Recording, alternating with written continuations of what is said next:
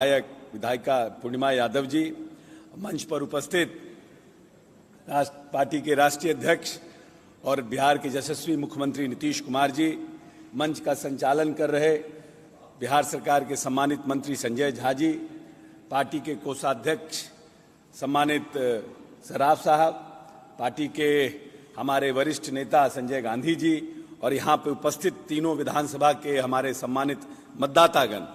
साथियों, कल से माननीय नेता ने एक्चुअल और वर्चुअल दोनों मीटिंग्स 2-3 दिन से कर रहे हैं और कल से माननीय नेता 8 विधानसभा का एक्चुअल मीटिंग जिसको कहते हैं फील्ड में जाकर मीटिंग किए हैं। कल भी आने के बाद उन्होंने 3 विधानसभा क्षेत्रों का वर्चुअल मीटिंग किया और आज इन 3 विधानसभा जो हमारा शेखपुरा, नवादा और गोविंदपुर है उसके सम्मानित मतदाताओं को संबोधित करने के लिए बैठे हैं। क्योंकि जो चुनाव का जो समय हुआ है इस बार, उसमें हम सब विधानसभा में माननीय नेता को हम लोग ले जाने में सक्षम नहीं हो पा रहे हैं, इसलिए ये प्रयास किया गया कि टेक्नोलॉजी के माध्यम से माननीय नेता उस विधानसभा जिस विधानसभा में नहीं जा पा रहे हों उसके कम से कम माननीय मतदाताओं को संबोधित कर लें। वैसे तो माननीय नेता ने 7 तारीख को पूरे प्रदेश के तमाम लोगों को अपने 3 घंटे के निश्चय संवाद के माध्यम से संबोधित किया और उसके बाद फर्स्ट फेज के भी सभी विधानसभा के मतदाताओं को संबोधित करने का काम किया। साथियों, ये एक 2020 का विधानसभा का चुनाव विचारधारा की लड़ाई है। एक तरफ 15 वर्ष तक जिनका शासन था, जिनको आप लोगों ने इस प्रदेश में राजपाट दिया था, जो इस प्रदेश में जातीय उन्माद 118 नरसंहार और राजनीतिक अपराधीकरण करके इस प्रदेश को चलाने का काम किया, जिनके समय में बिहार का विकास दर 3.3% था और बिहार का बजट मात्र 24,000 करोड़ रुपया था। और आज 15 वर्ष के अपने कार्यकाल में माननीय नेता ने किस तरह से बिहार को नई तरीके से बुनने का और संवारने का काम किया। प्रदेश की तमाम जो विभिन्न प्रकार की हमारी उपजातियां हैं, चाहे वो दलित हो, चाहे अति पिछड़ा हो, चाहे इस प्रदेश में अल्पसंख्यक समाज के लोग हों, जिन लोगों ने बड़ी बड़ी बातें की, दलित पीड़ित और शोषित की, उनके समय में दलितों का बजट मात्र 40 करोड़ रुपया था और माननीय नेता ने इस प्रदेश में 15 साल के अपने शासनकाल में 1700 करोड़ का बजट करने का काम किया। इस प्रदेश में आजादी के बाद जिस प्रदेश में दलित मुख्यमंत्री भी रहे, उन्होंने भी दलितों के लिए इतना बड़ा बजट करने का काम नहीं किया। अल्पसंख्यकों की बात जो पॉलिटिकल पार्टियां करती रही, जो एक MY कॉम्बिनेशन की बात करती रही, सिर्फ अडवाणी का रथ रोक करके इस प्रदेश में मुसलमानों के भावना का शोषण करके सत्ता पर काबिज रही, उनसे भी हम पूछना चाहते हैं कि आपके समय में अल्पसंख्यकों का बजट क्या था? मात्र 3 करोड़ 45 लाख का बजट था और माननीय नेता ने इस प्रदेश में अल्पसंख्यकों के लिए आज 532 करोड़ का बजट करने का काम किया। और इस प्रदेश में जो अल्पसंख्यकों की बच्चियां हैं, जो अल्पसंख्यकों के मदरसे हैं, जो अल्पसंख्यकों के आवासीय विद्यालय, इसका निर्माण करने का काम किया। जो एक बड़ी आबादी अल्पसंख्यकों की है, जो अशिक्षित हैं, उनको मुख्य धारा में लाने का प्रयास किया। जब माननीय नेता ने इस प्रदेश की बागडोर संभाली तो 12% बच्चे स्कूल के बाहर थे। किनके बच्चे थे? ये बच्चे अल्पसंख्यक के बच्चे थे, ये महादलित के बच्चे थे, ये अति पिछड़ों के बच्चे थे और आर्थिक रूप से जो विपन्न परिवार था उनके बच्चे थे। माननीय नेता ने इस प्रदेश में तालमी मरकज और टोला सेवक का निर्माण किया और उन सभी बच्चों को स्कूल में लाने का काम किया। 25,000 इस प्रदेश में प्राथमिक विद्यालयों का निर्माण कराया गया, 3,75,000 अतिरिक्त वर्ग कक्ष का निर्माण कराया गया और उन बच्चों को स्कूल में लाया गया। और आपको जान के प्रसन्नता होगी कि 1% से कम बच्चे अब स्कूल के बाहर रह गए। हर तरह से माननीय नेता ने जो लंबे समय तक आजादी के बाद जो लोग आर्थिक रूप से, सामाजिक रूप से, राजनीतिक रूप से पिछड़े पड़े हुए थे, उनको मुख्य धारा में लाने का काम किया। बड़ी पार्टियां रही लंबे समय तक इस प्रदेश में, शासन में भी पार्टियां रही और हमेशा उनका नारा रहता था दलित, शोषित और पिछड़ों की हम लड़ाई लड़ेंगे। लेकिन अगर जो व्यक्ति बड़ा होता है, दूरदर्शी होता है, जिसके राजनीतिक सोच होती है, वो योजनाओं का निर्माण करता है, उसके लिए बजट का प्रावधान करता है और उसको जमीन पर उतारने का काम करता है। हम भाग्यशाली हैं, गौरवशाली अपने आप को महसूस करते हैं कि ऐसे नेतृत्व के साथ हमें काम करने का मौका मिला, जिस नेतृत्व ने इस प्रदेश में सभी धर्म और जाति के लोगों के लिए काम करने का काम हुआ। जब गुरु गोविंद सिंह का 150वां जयंती बन रहा था, पूरा देश विदेश के लोगों ने देखा कि बिहार के नेतृत्व ने, बिहार के मुख्यमंत्री ने किस तरह से जयंती का आयोजन कराया, क्या भव्य आयोजन हुआ था। अगर हम मुख्यमंत्री जी के साथ पंजाब के कार्यक्रम में कहीं गए थे तो वहां के जो सिख समुदाय के लोगों में नीतीश जी के प्रति जो अगाध प्रेम था, जो निष्ठा थी, जो प्यार था, वो देखते बनता था। उसी तरह से बौद्ध सर्किट को माननीय नेता ने डेवलप करने का काम किया। दलाई लामा क्या बात नीतीश कुमार के जब जब आते हैं तो नीतीश जी करे क्या बातें कह करके जाते हैं। उसी तरह से इस प्रदेश में जल जीवन हरियाली की योजना का माननीय नेता ने शुरुआत किया और हमारे जो प्रदेश के जो लोग हैं, जो राजनीतिक कुंठा से ग्रसित हैं, वो किस तरह की बात माननीय नेता के लिए कहते हैं। संयुक्त राष्ट्र संघ ने माननीय नेता को संबोधित करने की बुलाया, जहां पर ब्रिटेन के प्राइम मिनिस्टर से लेकर के भूटान के जो राजा हैं और तभी तमाम लोग जो जो इन्वायरमेंटलिस्ट हैं इस देश के, जो पर्यावरण पर काम कर रहे हैं, उन लोगों का संयुक्त राष्ट्र संघ ने जो कार्यक्रम किया उसमें माननीय नेता को संबोधन करने के लिए बुलाया कि देश के एक प्रदेश में इतना काम हो रहा है, जो नेता इस प्रदेश में जल जीवन हरियाली और एनवायरमेंट पर, पर्यावरण पर इतना काम कर रहा है, उनके बातों को सुनने के लिए देश विदेश के लोग किस तरह की बातें करते हैं। बिल गेट्स जो इस देश के सबसे धनी व्यक्ति हैं और जो सोशल सेक्टर में पूरे विश्व में काम कर रहे हैं, वो नेता के बारे में क्या बोलते हैं। तो हम तो अपने आप को गौरवशाली मानते हैं कि ऐसे नेतृत्व के साथ काम कर रहे हैं जो न किसी धर्म न किसी जाति के साथ पक्षपात करने का काम किया, सबको फलने फूलने का इन 15 वर्षों में प्रयास किया। और खास करके जो राजनीतिक और सामाजिक रूप से जो लोग पीछे पड़े हुए थे, जो बड़ी आबादी, आधी आबादी महिलाओं को थी, उनको भी पंचायती राज व्यवस्था में आरक्षण देके आगे लाने का काम किया कि जो लोग लंबे समय तक इस प्रदेश में जो दलित अति पिछड़े के लोग थे, जिनको राजनीतिक प्रतिनिधित्व नहीं मिल रहा था, उनको पंचायती राज व्यवस्था में आरक्षण देकर उनको भी मुख्य धारा से जोड़ने का काम किया। इसीलिए आइए हम सभी नौजवान लोगों से, खास करके जो लोग समाज में लंबे समय तक आर्थिक, सामाजिक और राजनीतिक रूप से पीछे पड़े हुए थे, जिनको माननीय नेता ने मौका दिया है इस प्रदेश में आगे आने का, उनसे अपील और आग्रह करते हैं कि पूरी ताकत के साथ माननीय नेता ने जो 21वीं सदी के बिहार का सपना देखा है, जो अपनी पुरानी विरासत और वैभवशाली परंपरा को दोबारा पाना चाहता है, उस सपना को साकार करने के लिए तमाम नौजवानों से अपील और आग्रह करते हैं कि माननीय नेता की ताकत को मजबूत करिए। जिस विधानसभा में हमारे उम्मीदवार खड़े हैं, वो उम्मीदवार कौशल यादव, रणधीर सोनी और पूर्णिमा यादव नहीं है, वो उम्मीदवार नीतीश कुमार है। नीतीश कुमार एक विचारधारा है, विचारधारा को ताकत दीजिए। जब विचारधारा मजबूत होगी तो निश्चित रूप से नया बिहार का जो सपना माननीय नेता ने देखा है, वो निश्चित रूप से सपना पूरा होगा। वो एक दौर वैसा भी था जो जातीय संघर्ष से ये प्रदेश पड़ा हुआ था, किस तरह से इस प्रदेश में नरसंहार होते थे, पूरा मध्य बिहार लहूलुहान था, और माननीय नेता ने 15 वर्ष में किस तरह से सभी जाति धर्म के लोगों को एक साथ लेकर आगे बढ़ाने का काम किया। इसीलिए आइए दोबारा उस तरह का प्रदेश न बने, दोबारा उस तरह का राजपाट वापस न आए जहां पर कि जंगल राज, हाई कोर्ट ने कहा कि ये प्रदेश नहीं जंगल राज है, उस राज से माननीय नेता ने हम लोगों को बाहर निकाला है। आइए उस नेता को ताकत दें, उस नेता को दोबारा इस प्रदेश में मुख्यमंत्री बनाने का काम करें और नए बिहार का जो सपना है उसको साकार करें। बहुत बहुत धन्यवाद। जय बिहार, जय नीतीश कुमार।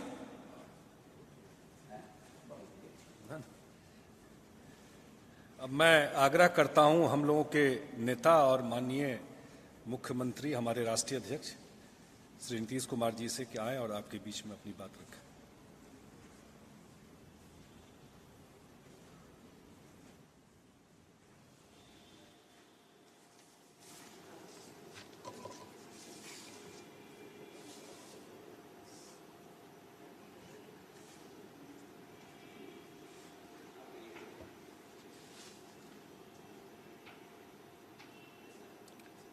इस वर्चुअल रैली में यहाँ उपस्थित जनता दल यू के राष्ट्रीय महासचिव श्री संजय झा जी, प्रदेश जनता दल यू के कार्यकारी अध्यक्ष श्री अशोक चौधरी जी, यहाँ उपस्थित संजय गांधी जी, ललन सर्राफ जी, और जो वर्चुअल रैली से 3 विधानसभा क्षेत्रों को जोड़ा गया है, हमारे शेखपुरा के उम्मीदवार श्री रणधीर कुमार सोनी जी, नवादा के उम्मीदवार श्री कौशल यादव जी, गोविंदपुर की उम्मीदवार श्रीमती पूर्णिमा यादव जी। इस कार्यक्रम में उपस्थित नवादा जिला जनता दल यू के अध्यक्ष और माननीय विधान पार्षद जनाब सलमान रागिब साहब, शेखपुरा जिला जनता दल यू के अध्यक्ष श्री अंजनी कुमार जी और हमारे सभी सम्मानित नेतागण, प्रिय साथियों,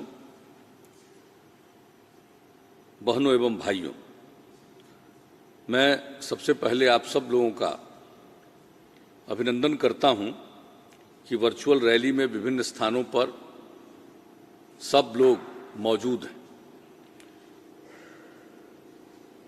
इस बार जो चुनाव हो रहा है उसमें समय बहुत कम है। जो कोविड-19 यानी कोरोना वायरस के चलते जो स्थिति उत्पन्न हुई है, दुनिया भर में इसका असर है, देश में असर है, बिहार में असर है, और इस बीच में चुनाव हो रहा है, तो एक कम समय के अंदर चुनाव का पूरा कार्य किया जा रहा है, पूरे चुनाव को संचालित किया जा रहा है। पहले जो चुनाव के लिए जो जितने फेज में चुनाव होता था और जितना समय मिलता था, उसमें समय इतना पर्याप्त होता था कि लगभग हर विधानसभा क्षेत्र में हम लोग कार्यक्रम करने के लिए पहुंचने की कोशिश करते थे, पहुंचते भी थे। कुछ ही शायद छूट जाता होगा, लेकिन इस बार स्थिति यह है कि आप जितनी भी कोशिश करिए, सभी विधानसभा क्षेत्रों में सभा करने के लिए नहीं पहुंच सकते। अब कल हमने 4 जगह सभा की, आज भी 4 जगह सभा की। आज चकाई में, सूर्यगढ़ा में, बरबीघा में और पालीगंज में, और वो चारों सभा करके आए हैं। और अभी ये हम लोग वर्चुअल रैली के माध्यम से 3 विधानसभा क्षेत्रों के साथ बातचीत कर रहे हैं। कल भी 3 विधानसभा क्षेत्र के साथ 4 जगह सभा करके आने के बाद हमने किया था। और एक तो और बात है कि इस वर्चुअल रैली के माध्यम से हम लोग 12 तारीख को ही आप सब लोगों से वर्चुअल रैली में भी संवाद किया था, और एक दिन में 11 विधानसभा क्षेत्रों का, फिर अगले दिन में एक बार 11 विधानसभा क्षेत्र और दूसरी बार 13 विधानसभा क्षेत्र। तो एक तरह से तो हम लोग पूरी बात कह चुके हैं। और जहां तक सवाल है पार्टी का, 7 तारीख को सितंबर में हमने जो वर्चुअल रैली की थी और पूरे बिहार में, तो उसमें तो बहुत सारी बातों, जो काम हम लोगों ने किया है उसकी चर्चा की। एक एक बात, और इतनी देर हम बोलते रहे कि जब बोल करके हम बैठे तो हमारे साथियों ने कहा कि लगभग 3 घंटा आप बोल चुके हैं। तो हमको तो समझ में नहीं आया कि 3 घंटा हम बोले, लेकिन हर चीज के बारे में जानकारी दीजिए तो समय इतना लगता है। वर्चुअल रैली में भी लगभग 1 घंटा 55 मिनट, 1 घंटा हम लोग अपनी बात रख चुके हैं। और आप जानते हैं कि जब चुनाव का ऐलान हुआ तो 25 तारीख को प्रेस कॉन्फ्रेंस करके भी हमने बता दिया कि अब तक जो काम किया है और इसके आगे जब मौका मिलेगा तो और क्या क्या हम काम करेंगे। बात हम खुद सुन रहे थे, सब लोग बोल रहे थे। अब ये देख लीजिए कि जो काम हम लोगों ने किया शुरू से, जो काम करने का हम लोगों को अवसर मिला, तो उसके बाद जो काम किया किस आधार पर?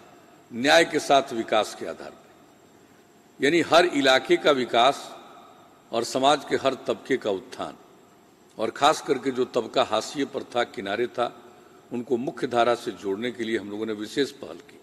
खास करके महिलाओं के लिए, अनुसूचित जाति जनजाति के लिए, अति पिछड़े वर्ग के लिए, अल्पसंख्यक समुदाय के लिए, इन सबों के लिए हम लोगों ने विशेष पहल की। और ये सारे लोग जान रहे हैं काम, हर एक क्षेत्र में महिलाओं को जितना सम्मान दिया, अधिकार दिया, महिलाओं को का जब तक और पुरुष और महिला मिलकर के काम नहीं करेंगे तब तक समाज आगे नहीं बढ़ सकता है। और ये कोशिश हम लोगों ने की है। महिलाओं को जनप्रतिनिधि के तौर पर, कितना लड़कियां स्कूल में कम पढ़ पाती थी, उसको स्कूल में पढ़ाने के लिए इंतजाम, चाहे पोशाक योजना हो, साइकिल योजना हो, छात्रवृत्ति हो, हर प्रकार से काम किया। अन्य सभी तबकों के लिए काम किया। जो स्कूल से बाहर रह जाते थे उनको स्कूल तक पहुंचाने के लिए भी उसका आकलन हम लोगों ने करवाया। महादलित समुदाय के लोग और अल्पसंख्यक समुदाय के लोग सबसे ज़्यादा स्कूलों से बाहर रहते थे। टोला सेवक, तालमी मरकज, स्वयं सेवक के माध्यम से सबको पढ़ा के स्कूल तक पहुंचाना, ये सब काम हम लोग करते रहे। और जो 12.5% लोग स्कूलों के बाहर रह जाते थे, अब तो वो न के बराबर है, अब 0.5% से भी कम लोग स्कूलों से बाहर। कितने नए स्कूलों का निर्माण कराया, शिक्षकों की बहाली 3 लाख से भी अधिक संख्या में कितनी हुई, सारा हर क्षेत्र में काम। अस्पतालों का क्या हाल था सबको मालूम है।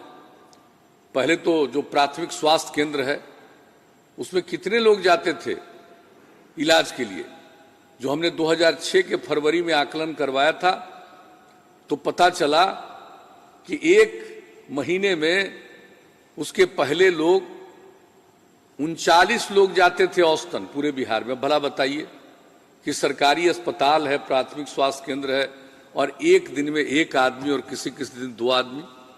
हम लोगों ने मुफ्त में दवा का इंतजाम, चिकित्सकों का, चिकित्सा कर्मियों का इंतजाम, और उसके बाद उसकी जो देखभाल की, तो कितनी संख्या बढ़ती चली गई।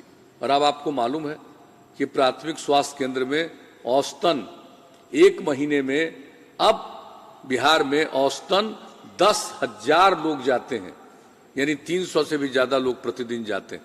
तो किस क्षेत्र में? शिक्षा के क्षेत्र में बताइए क्या स्थिति थी। लड़कियों की कितनी कम संख्या। 9वीं क्लास में तो हमने आकलन करवाया तो लड़की पूरे बिहार में निकली 1,70,000 से भी कम।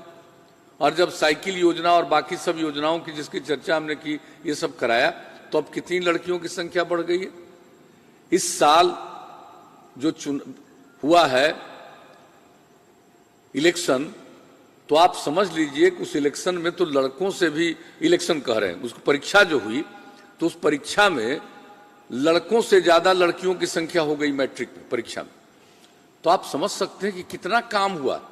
बहुत लोगों को पता नहीं चलता और कितना तेजी से अब लड़कियों के मन में कितना उत्साह आया, आत्मविश्वास पैदा हुआ। तो एक एक काम हम लोग करते रहे। कहां सड़कों की स्थिति थी, कितने सड़कों का निर्माण किया। अब सबका देखभाल भी, अनुरक्षण कराने की भी नीति हम लोगों ने बना दी। तो हर प्रकार से, और ये सब काम हम लोग करते गए। और सब कुछ करने के बाद जो पहला 5 साल में काम किया, उससे भी ज्यादा दूसरे 5 साल में काम किया, उससे भी ज्यादा तीसरे 5 साल में काम किया। अब बहुत लोग कहते हैं पहला 5 साल तो काम किया, उसके बाद काम नहीं किया।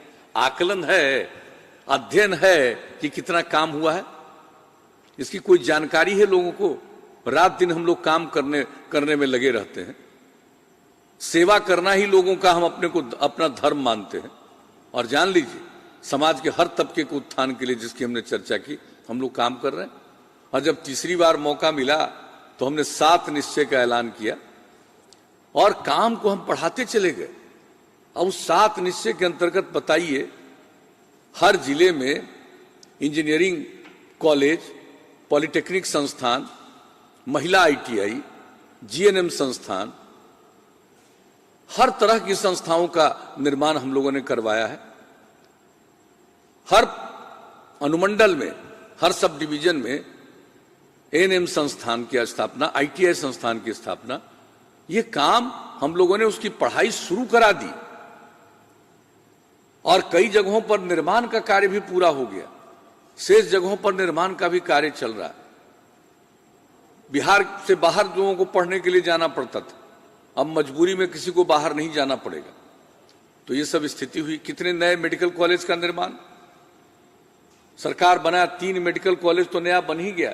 अब 8 मेडिकल कॉलेज केंद्र सरकार की सहायता से, उसके अलावा और 3 मेडिकल कॉलेज राज्य सरकार की तरफ से, ये सब काम किया जा रहा है। तो एक एक काम जो किया गया हर एक क्षेत्र में, तो इस 7 निश्चय के अंतर्गत ये सब तय किया और उसको किया। और फिर जो हमारे छात्र छात्राएं हैं, उनको हम चाहते हैं कि और आगे पढ़ें, तो उसके लिए उन लोगों के लिए स्टूडेंट क्रेडिट कार्ड योजना, 4 लाख रुपए तक की मदद। और फिर अगर कोई आगे पढ़ना नहीं चाहता है, कोई काम की तलाश में घर के बाहर जाता है, वैसे लोगों को 2 साल तक 1,000 रुपया प्रति माह की सहायता। ये सब हम लोगों ने जो किया है स्वयं सहायता भत्ता योजना के अंतर्गत। और उसके बाद जो लोग भी कोई काम करना चाहता है, सबको हम लोग चाहते हैं कि वो काम सीखे। इसके लिए कुशल युवा कार्यक्रम हम लोगों ने चलाया। तो इन सब चीजों पर जो काम हुआ है, और कुशल युवा कार्यक्रम में आप जानते हैं कि 10 लाख से ज्यादा लोगों ने ट्रेनिंग ली। तो इस सारा काम हम लोग करते चले आ रहे हैं प्रारंभ से। एक भी चीज में महिलाओं को फिर जो पहले दिया था हमने चाहे स्वयं सहायता समूह, उसके पहले महिलाओं को आरक्षण दिया, पंचायती राज संस्थाओं में, नगर निकायों में 50% का हम लोगों ने स्वयं सहायता समूह का गठन किया। एक एक चीज जो काम करवाया, और उसके बाद महिलाओं की संख्या हर क्षेत्र में आगे हम लोग बढ़ाते रहे, पढ़ाई के क्षेत्र में आगे बढ़ाते रहे, तो हर तरह से काम। और महिलाओं को सरकारी सेवाओं में, पुलिस की सेवाओं में 35% का आरक्षण। अब पुलिस बल में जितनी महिलाएं बिहार में हैं, शायद ही किसी दूसरे राज्य में उतनी महिलाएं काम कर पुलिस बल में, और अन्य सभी सरकारी सेवाओं में 35% का आरक्षण दे दिया। और उसके चलते अब महिलाओं की संख्या सरकारी सेवाओं में कितनी बढ़ी। तो ये सब काम किया, और उसके बाद क्या तय किया? बिजली की स्थिति खराब थी, हर घर बिजली पहुंचाएंगे, पहुंचा दिया। 18 के दिसंबर तक का लक्ष्य था, हम लोगों ने पहुंचा दिया उसको अक्टूबर महीने तक ही 18 में। एक एक काम, हर घर शौचालय लगभग पूरा हो गया, हर घर तक पक्की गली और नाली का निर्माण, यह भी काम लगभग पूरा होने की स्थिति में, और हर घर तक नल का जल पहुंचाने का जो हम लोगों का 7 निश्चय के अंतर्गत संकल्प था, वो भी काम 83% से ज्यादा हो चुका है। यह भी काम बहुत जल्दी पूरा हो जाए। और हम शुरू से कहते रहे कि अगर खुले में शौच से मुक्ति मिले और पीने के लिए स्वच्छ पानी मिले, तो जितनी बीमारी होती है लोगों को, 90% बीमारियों से छुटकारा मिल जाएगा। तो ये सब काम हम लोग करते रहे, और 7 निश्चय में जो काम है उसका अनुरक्षण करने का भी हम लोगों ने फैसला किया। तो इस सारा काम जो डेवलपमेंट का, विकास का इतना हुआ है, अब इसके बाद अगर मौका मिला तो आगे के लिए भी हमने सोच लिया है, इसकी भी सूचना हम लोगों ने दे दी है। 7 निश्चय 2, सक्षम बिहार, स्वावलंबी बिहार बनाने के लिए, और कितने तरह की सहायता हम लोग करते चले जा रहे हैं, आप सबको मालूम है। एक एक चीज के लिए हम लोग कोशिश कर रहे हैं। युवा शक्ति, बिहार की प्रगति को मानते हुए उनको और आगे बढ़ाने का इतना काम युवाओं के लिए किया, अब इसके आगे और काम करें। अब उनको जिस प्रकार से कुशल युवा कार्यक्रम में ट्रेनिंग देते हैं, आप और भी नई टेक्नोलॉजी का, जानते हैं टेक्नोलॉजी का विकास निरंतर होता रहता है। अगर हम जब तक नई टेक्नोलॉजी से लोगों को जोड़ेंगे नहीं, उनको सिखाएंगे नहीं, उनका प्रशिक्षण नहीं करेंगे, तो कोई नया काम नहीं कर सकते। तो हमने अब तय कर दिया कि सिर्फ ITI और जो हमारा पॉलिटेक्निक संस्थान है उसमें तो करेंगे ही, लेकिन उसके अलावे हर जिले में करेंगे। जैसे कुशल युवा कार्यक्रम है, जिसका इंतजाम हम लोगों ने किया है जिला में, नई टेक्नोलॉजी के बारे में सब चीज का ज्ञान और प्रशिक्षण देने का इंतजाम, और फिर हर एक प्रमंडल में टूल रूम बनाएंगे। जितने नए तरह के इक्विपमेंट हैं, जितनी मशीनरी है, सबको रख करके उस पर ट्रेनिंग दिलवाना। जो पढ़ते हैं पॉलिटेक्निक वगैरह उनको, और उसके अलावे जो 10वीं और 12वीं कक्षा तक पढ़े, आगे अगर इन सब चीजों के बारे में जानना चाहते हैं तो उनके लिए व्यवस्था, ये सब व्यवस्था कराएंगे, ताकि नई टेक्नोलॉजी का लोगों को ज्ञान हो जाए, उस पर काम करना जाने, और तब वो बेहतर कमा सकते हैं। अच्छा काम, रोजगार भी मिल सकता है, दूसरों को रोजगार भी दे सकते हैं। तो ये काम हमने युवाओं के लिए और सोचा है। और कोई भी अपना उद्योग के लिए कोई काम करना चाहेगा, तो जैसे अनुसूचित जाति, जनजाति को हम मदद करते हैं, अति पिछड़े वर्ग को मदद करते हैं, सभी युवाओं को मदद किया जाएगा सरकार की तरफ से, ताकि वो अपना काम भी कर सकें। तो ये भी काम है, हर प्रकार से काम। और फिर हम एक इंस्टीट्यूट बनाएंगे, एक विभाग बनाएंगे स्किल एवं उद्यमिता हेतु, ताकि जितनी बात हम कह रहे हैं, नई टेक्नोलॉजी का यहाँ पर लोगों को ट्रेनिंग देना, उसका उपयोग करना, तो इसके लिए अलग से विभाग भी बनाएंगे। यही नहीं, महिलाओं के लिए और करेंगे। आज महिलाओं को क्या देते, जैसे हम दे रहे हैं अनुसूचित जाति, जनजाति, इन सब लोगों के लिए, अति पिछड़े वर्ग के लिए, उसी प्रकार से सब प्रकार की महिलाओं को भी सहायता तो देना ही है।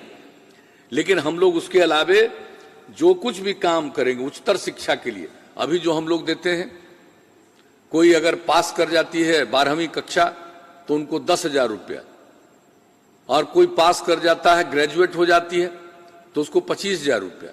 अब उसको बढ़ा करके इंटर पास कर जाएगा, 12वीं कक्षा पास करेगी तो हर लड़की को 25,000 रुपया देंगे, और ग्रेजुएशन कर लेगी तो उसको 50,000 रुपया की मदद करेंगे। और जितना सरकारी कार्यालय है सभी कार्यालय में सुनिश्चित करेंगे कि महिलाओं की पोस्टिंग हो, ताकि कोई भी आदमी सरकारी कार्यालय में जाएगा तो देखेगा कि सिर्फ पुरुष ही नहीं, महिलाएं भी काम कर रही, और महिला और पुरुष दोनों काम करते हुए दिखेंगे। लोगों का मन कितना और ज्यादा ऊंचा होगा और बिहार तरक्की के रास्ते पर और तेजी से आगे बढ़ेगा। तो ये सब काम तो करेंगे ही, और एक बात और कर देंगे, हर खेत तक सिंचाई के लिए पानी पहुंचाएंगे। यानी कोई भी अब खेत, अगली बार जब मौका मिला तो कोई भी सूखा वगैरह की स्थिति को नहीं झेलेगा। हर जगह हम लोग सिंचाई के लिए पानी पहुंचाएंगे। यह भी हमारे 7 निश्चय 2 का अंग है। और इस प्रकार से गांव का और विकास करेंगे, गांव की साफ सफाई का भी इंतजाम करेंगे, जितना काम किया है उसके अनुरक्षण का काम करेंगे। आपको जो खेती के लिए मदद करते हैं कृषि रोड मैप में, उसी तरह से पशुओं के लिए भी उसी प्रकार से हम लोग सहयोग करेंगे। तो हर तरह से काम करते हुए हम लोग आगे बढ़ाएंगे। शहरों के लिए भी काफी काम करवाया जाएगा, ठोस एवं तरल अपशिष्ट प्रबंधन। और सबसे बड़ी बात एक और बता देते हैं कि कई वृद्ध जन हैं जिनको घर में भी सम्मान नहीं मिलता है, बाहर जाना चाहते हैं, तो ऐसे तमाम, या जिनको देखने वाला कोई नहीं है, वैसे वृद्ध जनों के लिए भी आवास स्थल का निर्माण हम लोग शहरों में करा देंगे। और उसके अलावा गरीब गुरबा लोग जिनको कोई जगह रहने का नहीं है, वैसे लोगों के लिए बहुमंजिला इमारत हर शहर बाजार में बनाएंगे, ताकि सब गरीब आदमी को रहने की जगह मिले। तो एक एक काम हम लोग करेंगे हर प्रकार से। और उसी तरह से जैसे अब सड़क गांव गांव तक पहुंचा देने लगभग पहुंच गया, अब इसके आगे अब यहीं तक नहीं रहेंगे, अब इसके आगे कई गांवों को जोड़ करके अगर कोई महत्वपूर्ण जगह की ओर जाना है तो उसके लिए भी सड़कों का निर्माण कराएंगे। और शहर और बाजार में बाईपास का निर्माण, फ्लाईओवर का निर्माण, ये सब काम कराएंगे। और गांव में भी जान लीजिए, हर गांव में स्वास्थ्य का और इंतजाम करेंगे। और सिर्फ पुरुष के या स्त्री के लिए नहीं, बल्कि पशुओं के लिए भी स्वास्थ्य का इंतजाम। 8 से 10 ग्राम पंचायत में पशुओं के लिए हम लोग अस्पताल का निर्माण कराएंगे। और नई टेक्नोलॉजी से गांव को जोड़े रखेंगे। उससे अगर कोई किसी का जानवर भी बीमार पड़ा तो उसके देखभाल के लिए, उसके इलाज के लिए तुरंत उस अस्पताल तक सूचना जाएगी, लोग देखेंगे, आकर इलाज करेंगे, और उसके इलाज के लिए जो दवा की जरूरत है सरकार की तरफ से दिया जाएगा। और उसी तरह से जो कुछ भी हम लोगों का अपनी तरफ से है, गांव गांव में स्वास्थ्य सुविधाओं को बेहतर हम लोग बनाएंगे। जो स्वास्थ्य उपकेंद्र है वहां पर भी बहुत अच्छे ढंग से काम होगा, और वहां पर भी इसी तरह से लिंक करके जो नए टेक्नोलॉजी के माध्यम से अस्पतालों से जोड़ा जाएगा, ताकि हर किसी के बारे में उसके स्वास्थ्य की स्थिति को लोग देखेंगे और उसी प्रकार से उसका जांच भी कराएंगे, उसका इलाज भी कराएंगे। तो अब तक जितना काम हो रहा, जो भी हमको लगा कि और कुछ काम किया जाना चाहिए, तो अब तक जो भी हमको अनुभव हुआ उसके आधार पर हम लोगों ने और आगे काम करने का निश्चय लिया। तो हम लोग सेवा करते रहते, और जैसा हमने कहा सेवा ही हमारा धर्म, तो हम सब लोगों से तो यही अपील करेंगे कि भाई लोगों के बीच में हम लोग तो काम के आधार पर, काम के लिए वोट मांग रहे हैं। बहुत लोगों को काम से मतलब नहीं है, लोग सिर्फ अपने परिवार, पति पत्नी, बेटा बेटी, इसी के बारे में सोचते हैं। और हम लोगों के लिए पूरा बिहार एक परिवार है। हर आदमी की चिंता हम लोगों को रहती है, हर आदमी की सेवा करने का हम लोगों का लक्ष्य रहता है। तो हम लोग मानते हैं पूरा बिहार एक परिवार है और उसके लिए काम करते हैं। और हम लोगों के ऊपर जो मन में आता है, कई लोग कुछ बोलते रहते हैं, बोलते रहिए। अगर हमारे खिलाफ बोलने से आपको प्रचार मिलता है, बहुत अच्छा है, फायदा उठाइए, इससे हमारा कोई लेना देना नहीं। इसलिए कौन क्या बोलता है हम इस पर ध्यान नहीं देते। लोगों की आदत है, जिसको न ज्ञान है न जानकारी है, किसी को कोई आइडिया नहीं, लेकिन चंद लोगों को ऐसे ऐसे एडवाइजर मिले हुए हैं कि कुछ अनाप शनाप बुलवाने के लिए। और आजकल तो सोशल मीडिया में आजकल जो कोई ट्वीट करेगा, कुछ भी करेगा, क्या क्या लिखता रहता है, अनाप शनाप, उसका कोई मतलब नहीं, मतलब है काम का। और हम तो किसी को भी कहते हैं आकर देखिए और जो काम हुआ है, और पहले क्या स्थिति थी, आज क्या स्थिति, एक एक चीज को देख लीजिए, हर चीज को देखिए, और इसको हम और आगे बढ़ाएंगे। अगर फिर मौका मिला तो इसको और आगे हम लोग बढ़ाएंगे। इसलिए सब लोगों से ही आग्रह है कि हम लोगों का लक्ष्य जो सेवा करने का, अगर आपको पसंद है कि हम लोग जो सेवा कर रहे हैं, और बहुत लोग तो सेवा से मतलब नहीं है, खुद चाहते हैं कुछ, अपनी आमदनी बढ़ाने के चक्कर में रहते हैं, लेकिन यहां तो हम लोग लोगों की आमदनी बढ़ाना चाहते हैं, लोगों की सेवा करना चाहते हैं, हर किसी के लिए। तो ये सब काम हम लोग कर रहे हैं, यही करते रहेंगे। तो सब लोगों से ही आग्रह है कि इन सब चीजों पर गौर करिए, और समाज में हम लोगों ने जो प्रेम का, भाईचारे का और सद्भावना का माहौल कायम किया, हमेशा समाज में एकता रहनी चाहिए, भाईचारे का भाव रहना चाहिए, सद्भावना की स्थिति रहनी चाहिए। और कई लोग आपस में झगड़ा कराना चाहते हैं। हम लोग तो समाज सुधार का भी काम किया, हम लोगों ने पर्यावरण के लिए भी काम किया। अभी चर्चा कर रहे थे अशोक चौधरी जी, जो पर्यावरण के लिए काम हुआ, अब उसकी चर्चा यूनाइटेड नेशन तक पहुंच गई। जो हम लोगों ने यहां पर जल जीवन हरियाली अभियान किया, उस पर सुनना चाहते थे, हमने सुना दिया और कहा कि बापू से प्रेरणा लिया। राष्ट्रपिता बापू ने क्या कहा था कि ये धरती सबको जरूरत को पूरा करने में सक्षम है, लेकिन किसी के लालच को पूरा करने में नहीं। तो जो पर्यावरण की बात है सबसे महत्वपूर्ण, उस पर भी काम, समाज सुधार पर भी काम, विकास पर भी काम, और विकास ही नहीं, न्याय के साथ विकास, हर इलाके का विकास, समाज के हर तबके का उत्थान हम लोग करते रहें। और इसी तरह से जो बिहार की ऊंचाई थी, जो हमारा पुराना इतिहास है, बिहार कितने ऊंचे स्थान पर था, और हमारी तो एक ही इच्छा है कि बिहार को उसी ऊंचाई तक हम लोग पहुंचाएं, और इसी में सबका सहयोग चाहिए, आपस में प्रेम और भाईचारे का वातावरण चाहिए। यही हम निवेदन करेंगे, और हम लोग तो काम करते हैं।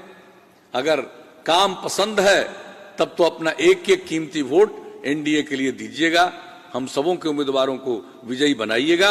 और हमारे जो तीनों उम्मीदवार हैं यहाँ पर मौजूद जो हैं, हम लोगों के उम्मीदवार, इन सब लोगों के लिए रणधीर कुमार सोनी जी को शेखपुरा से, भाई कौशल यादव जी को नवादा से, और श्रीमती पूर्णिमा यादव जी को गोविंदपुर से विजयी बनाइएगा। तीर छाप के बगल का बटन दबा करके वोट दीजिएगा, भारी मतों से विजयी बनाइएगा। और आपको हम यही आश्वस्त करते हैं कि फिर मौका मिला तो बिहार और तेजी से आगे बढ़ेगा और विकास प्राप्त करेगा, और नई ऊंचाइयों को हम लोग प्राप्त करने में कामयाब होंगे। तो इन्हीं शब्दों के साथ आप सब लोगों को, और पहले भी बहुत सारी बातों का जिक्र हम कर चुके हैं, तो इतना ही कहते हुए आप सब लोग आज शामिल हुए इस कार्यक्रम में, मैं आप सबको हृदय से धन्यवाद देता हूं, आपका अभिनंदन करता हूं और अपनी बात समाप्त करता हूं। बहुत बहुत धन्यवाद।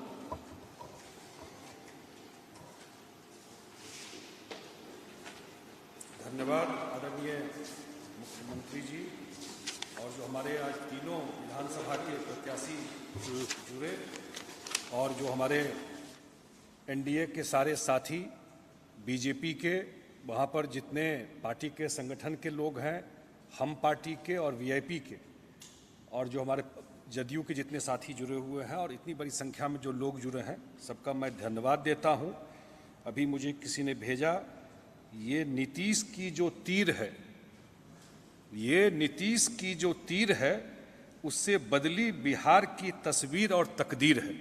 इसी नारा के साथ हम लोग तीर छाप पर मोहर लगा करके, और जो 10 तारीख को रिजल्ट आएगा, वैसे भी सर्वे वगैरह में जो रुझान दिखाई पड़ रहा है, अभी तो कैंपेन शुरू हुआ है, वो बिल्कुल 10 तारीख को जो रिजल्ट आएगा तो एक तरफा चुनाव दिखाई पड़ रहा है। मैं सारे साथियों का धन्यवाद देते हुए आज की मीटिंग की कार्रवाई समाप्त करने की घोषणा करता हूँ। बहुत बहुत धन्यवाद।